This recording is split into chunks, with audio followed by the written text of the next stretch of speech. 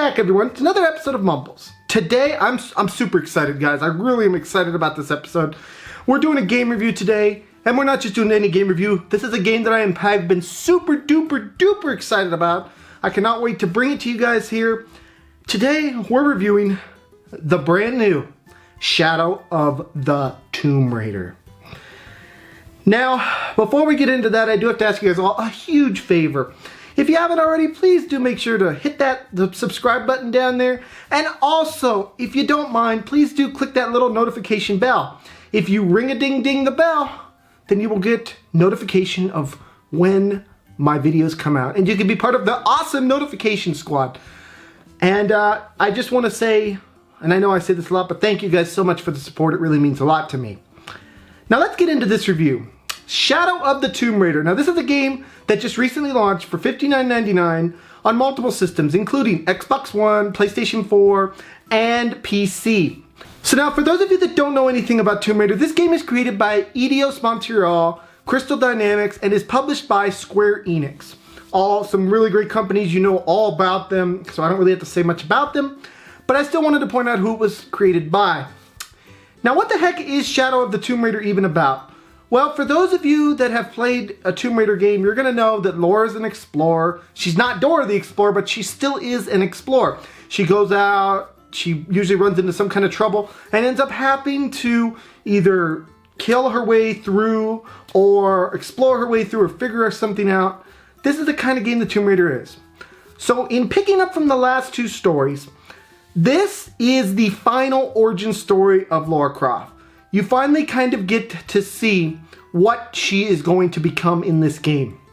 So I'm not going to spoil anything from the last two games, but what I will say is that this is the origin series and it is the final one. So it is here that you finally get to see Lara Croft truly become Tomb Raider. So the basic idea of this game is simply this. Lara has discovered a certain item and it spells certain doom for the world. So she has to explore her way and figure out how to stop this from happening. Along the way, there's all different kinds of ruins, and she will be faced with many different Mayan ruins. All different kinds of things are going to happen to her, and she's going to have to explore her way through, fight her way through, claw her way through, until she gets to the end, and hopefully can save the world. Now, I do want to also mention that for those of you that did play the first two Tomb Raider games, Tomb Raider and Rise of the Tomb Raider, this does pick up from there, but for those of you that have not yet played it, do not fret. You can play this game without having played the first two games, and you can pick it up and understand it pretty easily. Now, that pretty much covers the entire introduction of this game. This is an exploration game. And that's all you really need to know about Shadow of the Tomb Raider. So now let's talk about the graphics, the soundtrack, and the controls. First off, let's talk about the graphics. This game is stunning. Just stunning.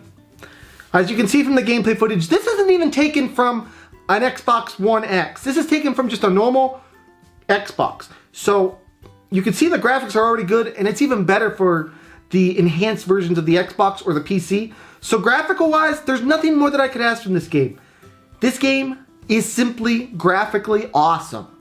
Soundtrack wise, you know, these companies know exactly how to tug on your heartstrings, make you feel what's going on around you. And soundtrack wise, they really incorporate the sound into what is going on in the environment. Let's say you're in a creepy type area. They incorporate creepy type music that really does make your hair raise, and it's just like, oh, something's gonna happen. Around every corner you're looking, because that soundtrack's going on. When you're not in a scary environment, some other kind of soundtrack comes on. The soundtrack in this game is really good, guys. I really do like when a company can incorporate music into what they're doing throughout the entire game. Now, let's talk about the controls. The controls in this game for the Xbox One control simply great. If you played previous Tomb Raider games, you're going to immediately recognize the controls and know that they are very good handling controls. So control-wise, no complaints, perfect controls. Now let's talk about the gameplay of this game. This game is really an exploration game, and they do exploration so good in this game. This game is comparable to Uncharted exploration-wise. So you can expect lots of climbing, lots of jumping, lots of hanging from cliff walls and jumping from one ledge to another and trying to figure out your way over a certain item, blah, blah, blah, blah, blah. All kinds of different explorations, and the environment as you're traversing these things just looks fabulous. Combat-wise, this game does have an upgrade system. So as you proceed and you're doing all this stuff in Tomb Raider, you will gain skill points. These skill points can be used to buy things such as fire arrows, or stun arrows, or poison arrows, or the ability to shoot multiple arrows at once. There's all different kinds of upgrade paths in this game that you can take to make Lara Tomb Raider, and really freaking awesome. Now, combat-wise, you can use all these items to basically defeat your enemies. You have all different kinds of guns and bow and arrows and different items and traps that you can use, and it all just adds up to a very nice combat experience. But let's say that in-your-face combat just really isn't your thing. You like to be more stealthy. Tomb Raider introduced a very cool feature this time around. When you come upon a brush area or a muddy area, Lara will cover herself with mud and be able to blend into her environment. So a really cool feature that really helps build up the stealth value of this game. Now, the final thing that I want to talk about, and it's something that is in every Tomb Raider game, is the puzzles and the treasure exploration. There's all different kinds of side quests and different things, and you can gain all different kinds of clothing that gives you extra benefits. You can gain different types of items that give you extra benefits. You can gain different kinds of skills, all from doing these puzzles and challenge tombs.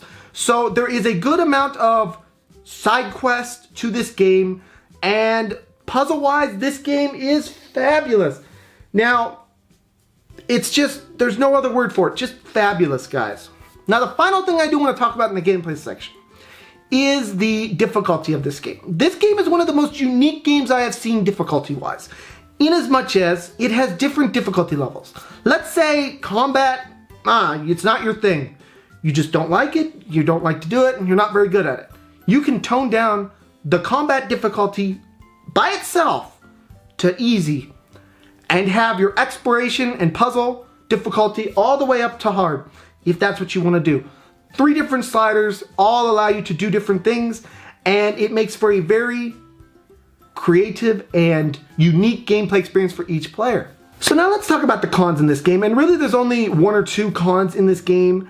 The only con really that I could find in this game was at times during the story you are locked into doing certain things. So for example, you might come across a village and you will have to wear a certain outfit in order to blend in, and you can only use certain weapons in order to blend in, and that kind of detracted a little bit from the gameplay and experience for me, because I like being able to have all my weapons and do all this kind of stuff, and you know, I don't like being limited to, oh, you can just use your crossbow at this area. It doesn't really do much for me.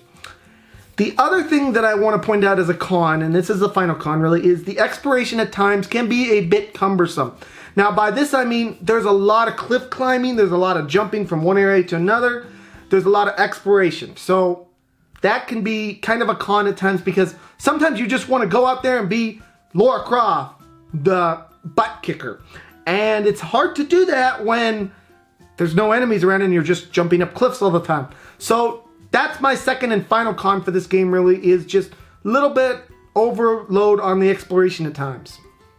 So really all that's left to ask is, what is this game going to get on our Mumbles review? Shadow of the Tomb Raider, I was so excited for you all year. As soon as this game was announced, I was like, that's mine. I want it. Give me that game. And I have to say, I have not been disappointed. Though the tone that they take with this game is one of, this is why Lara is the way she is. This is why she's Tomb Raider. This is who she is. And it really does a great job of kind of showing you why she is the way she is. She cares about things, but she doesn't let it show, because she has to be a butt kicker. So with that in mind, Shadow of the Tomb Raider, you're going to get a 9 out of 10 from me. I love these games. This game is comparable to the Uncharted series in my opinion. Some will argue with me and say Uncharted is way better. I think Tomb Raider is neck and neck with Uncharted. That's just my personal opinion. Anyways, guys, this has been another episode of Mumbles. I want to thank you guys all so much for joining me. Please smack that subscribe button, smack that like button, and smack all those buttons. And I will see you guys all in the next video. Bye-bye, everyone. Take care.